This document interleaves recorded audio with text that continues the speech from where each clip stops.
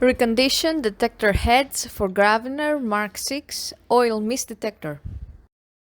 For testing, the heads are connected to a spare oil mist detector unit, and then we simulate the oil mist with some smoke testing gas sprayed on the head's path. Apart from hearing the alarm, we can also see the relevant indicator lights on both the head and the unit, as well as a message on the screen.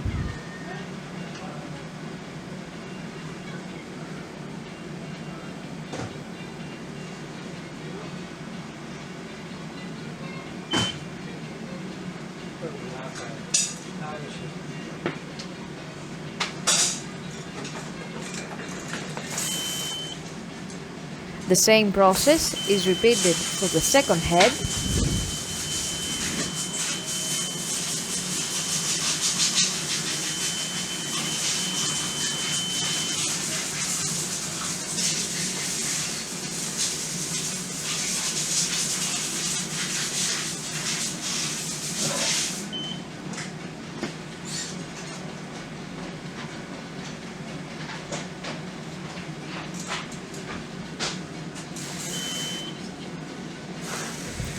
The third head.